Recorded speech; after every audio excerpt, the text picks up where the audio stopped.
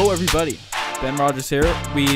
As everyone knows now, Dwane Casey has been fired. He's been let go of the Toronto Raptors. We did our reaction to that. That video should be up there now, so check that out. But the Raptors are still going forward. It's not the be-all, end-all for the Raptors, Dwane Casey. We got to look forward to new coaches, Ryker. Yeah, well, I mean, we hope that it's not the be-all, end-all. Yeah. we could get into any sort of situation now, right? But yeah, it just leaves us with an abundance of possibilities. There's a lot of people out there. We might not touch on everyone that's been mentioned in the media. It seems like there's 10, 20 people that have been mentioned. But we're going to talk about the biggest names, the people that you're seeing pop up most. Let us know if we missed anybody. But the first guy, immediately after Dwane Casey was fired, the guy that was brought up all over Raptors social media, Raptors reporters, they brought up the name Mike Budenholzer. Now, for people that don't know Mike Budenholzer, he was the coach of the Atlanta Hawks for the past few seasons, led that 60-win team, made DeMar Carroll look like a superstar. So he has a good track record, but he's also he's also the coach of a lot. Yeah, and he's the coach of a very, very bad Atlanta Hawks team. Yeah, well, they used to be good. They just had a really atrocious roster last season. Yeah, no, I know. That's totally true. But the one thing that would excite me about putting him in the head coach position is his time with the San Antonio Spurs. He spent 17 seasons as an assistant coach in the Spurs. And you know that he poached some good information from Pop and figured out about how... respected. Yeah. So, I mean, okay, what do you think? Would it be tragic to get him as a head coach? Would it be a right call, like just sort of very holistically? Well, he's definitely a good coach. He's been a coach of the year. As we said, he was like Dwane Casey in a way. He took a team that had solid players and made them overachieve in the regular season. Didn't achieve much postseason success. So I personally think it would just be a stagnant move to hire Mike Budenholzer because he just reminds me of Dwane Casey 2.0. They run completely different offensive styles. Like aesthetically, you watching the games, they're a lot different. But they're like how that ended up for both of their teams was very similar. So I think it would be a static move hiring Mike Budenholzer. But he's definitely a good coach. It wouldn't be a bad play if you want to get a different voice in the locker room. But I don't think it would be a step up. Okay. Yeah. No, that's fair. And that's a valid concern. Yep, and he's also faced his troubles with LeBron James. Obviously, the Cavaliers and the Heats sweeping those Hawks teams. I think it was just the Cavs at that point, having swept the Atlanta Hawks and the Heat having trouble with them. Not sure if Budenholzer was around at that time with the Miami Heat, but he's also had troubles with LeBron. And the one thing that worries me about Mike Budenholzer, and he just reminds me of a Dwane Casey mirror, but you look at a player like Al Horford. All-star in the regular season, solid player, knows what he's up to. But in the postseason, he'd always disappear. Never really had any big games for Atlanta. But now that he's with a coach like Brad Stevens, instead of Mike Budenholzer, we're seeing him really step up and elevate his game in the playoffs. So, is he going to really elevate DeMar and Lowry's play in the postseason? With his past track record, I doubt it. So I'm not personally high on the Mike Budenholzer bandwagon. Okay. Yep. Yeah. No, I'll take that for what it means. Yeah, but okay, who are some other contenders? I wouldn't be sad. Jerry Stackhouse. That's another name out there.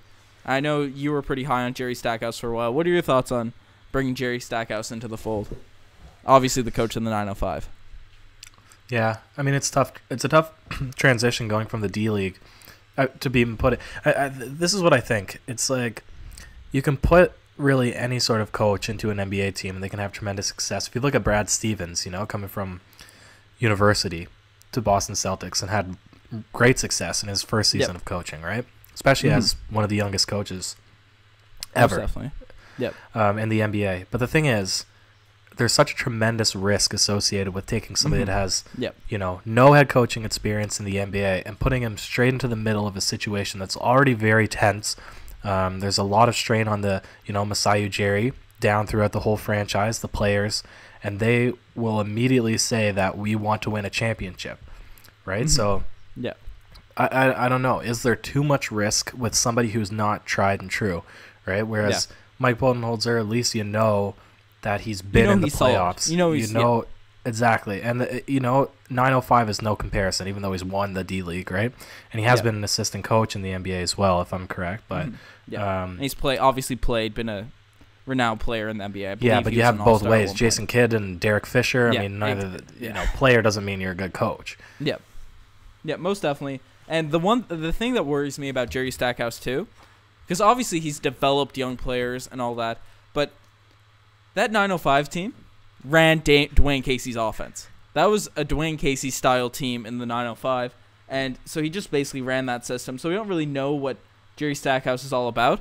But the 905 were dead last in pace for the 905 for the G League. Sorry, they were the last in pace. That's not how you want to play in today's NBA. We've been trying to get out of that. Don't want to be isolation heavy. And one thing that Jerry Stackhouse has been quoted on saying, that it doesn't matter what the Raptors do, as long as DeMar DeRozan and Kyle Lowry score 20 points each, even if they have to take 30 shots. I don't think, he's done a great job developing players, but I don't think that's the style of coach we're really going towards. No, I agree, and I think that success should be far away from having two of those players shoot a lot of shots, because I think that when we had the best chances is when the other players were engaged. We played just super selfless basketball, but I don't know. But maybe that is also a reason that we were losing too. Because I can't even say that. The teams that have the most success have a player that can score down the stretch, right? It's like Oladipo or LeBron or James Harden. You just don't want to rely on it. You don't want to be running your whole offense through two people. So that's just something that scares me. Jerry Stackhouse, he's been great for the 905. That's definitely can't be argued. And I think he'll get a shot in the NBA. I just don't know if it should be with the Raptors this season. Yeah, I don't think it's the right time for Jerry Stackhouse. But keeping it within the organization, Nick Nurse. That makes offensive guru. That makes more sense. Nick Nurse. Yep. But the question is, and this is, the argument against Dwane Casey was that and this is your argument, that the lineups were too stagnant, they weren't willing to adjust and the rotation in the regular season. They, didn't give proper players the proper time. I mean, the one time that they sat DeRozan in the fourth, I thought that was genius, but still didn't get the win, but that was a gutty move. Yeah. But the thing is, how much influence did Nick Nurse have, if he is the offensive coach, over what Dwane Casey is deciding to do with the rotations, right? Yeah. Did he have any input? Because if so, then that means he would be the same sort of decision maker put in the head coach position. Yeah, that's definitely a fair point. But the thing about Nick Nurse, and obviously a key to back off what you said, another thing that Masai Ujiri fired Dwane Casey for is we needed kind of a different voice, and Nick Nurse will be a similar voice as he's been there and stuff. But Nick Nurse, he's the guy that's been credited with designing this new look offense. This new look offense apparently has been Nick Nurse's plan for the Toronto Raptors, and only this year Dwane Casey implemented it for the team. And obviously, this is the best our offense has looked forever. We kind of went away from it in the playoffs, but maybe at Nick Nurse at the helm, we'll keep to it a bit stronger. But as you said, keeping the same voice in this locker room might be a bit of a, just not an upwards transition move. So I think he'd be a fine candidate, but just a bit shaky there. But there's also the other side of that argument. If we had a new coach comes in, they might not play the type of players that, we as fans want to see, that because Dwane Casey did get the best, like guys like Fred or OG. A coach might not be as high as on one of those guys and maybe not give them the minutes, which might sound absurd, but we've obviously seen some bad coaches in the NBA. So maybe it's a surefire thing that Fred and OG will get minutes. That's one thing that scares me about hiring a new coach always, but there's give and take with hiring a guy in the organization. But if you think about it this way, they got the appropriate amount of minutes, you could argue, this season, right? Or we're excited to see the amount they played. But if you look at the final outcome of the season, right? So playing the exact same way would result in a loss. So perhaps you need to change the rotations and have somebody play less or more. Yeah. So I don't But know. maybe- I can see that argument. You don't want to not see Fred play, but I think if you had a coach, I that's want smart OG enough on to the court recognize- 24/7. That got to be the number one option. Maybe. Yeah. Maybe. So- All right. Do we have any other coaches that are realistic candidates before we get into, A few putting other Drake on the names. sideline?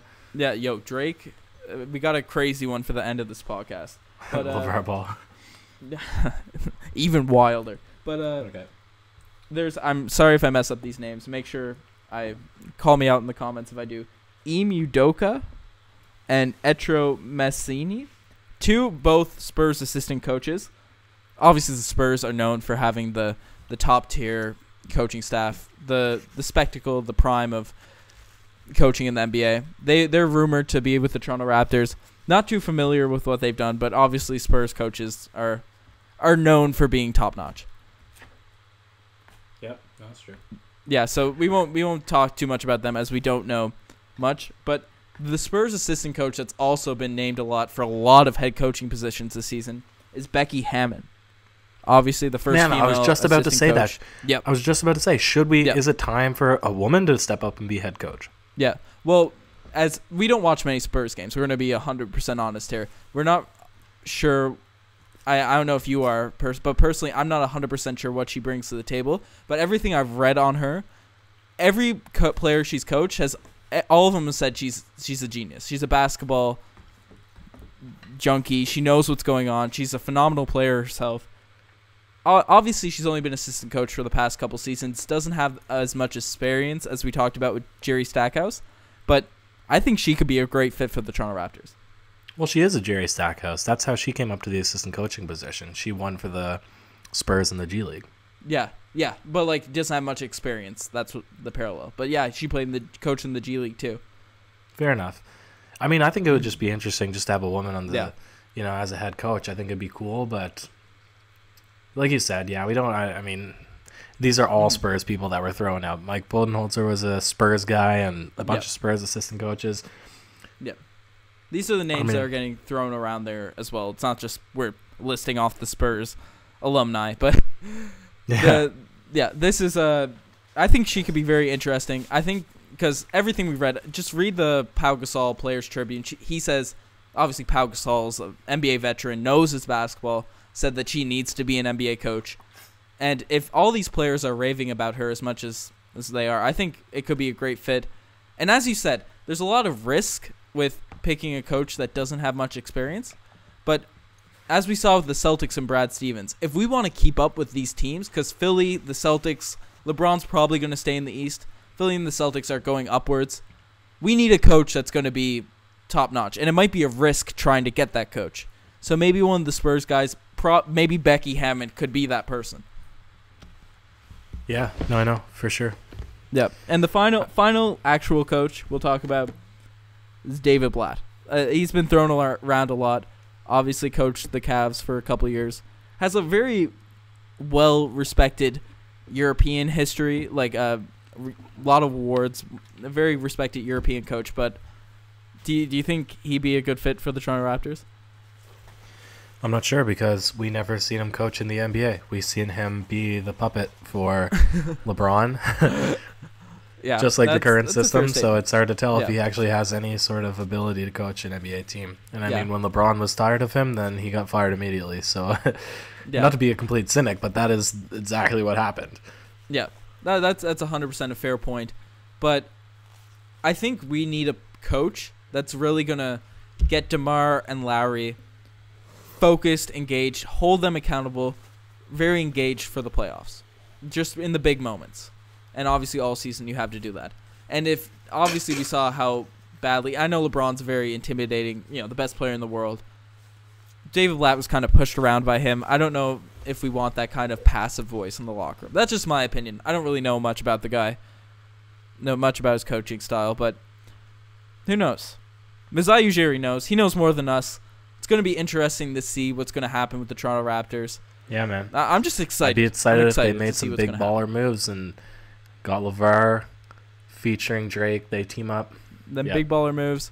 Well, the biggest of baller moves, moves will be to bring Bismack Biyombo in as head coach.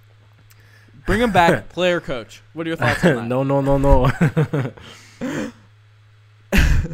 Yo, no one's going to get anyone more amped up than Bismack Biyombo. It'd just be awesome. I think that's the key. Definitely all-time favorite Raptors. Definitely up there. This is a GOAT. But let us know who you guys think. Who do you think should be the head coach of the Toronto Raptors? We named some names. If you missed anybody, let us know in the comments. Check out the Twitter. Check out the Instagram. We'll keep the videos coming. Keep the pods coming. Stay tuned for Raptors Digest comment. And let us know what you think. Later.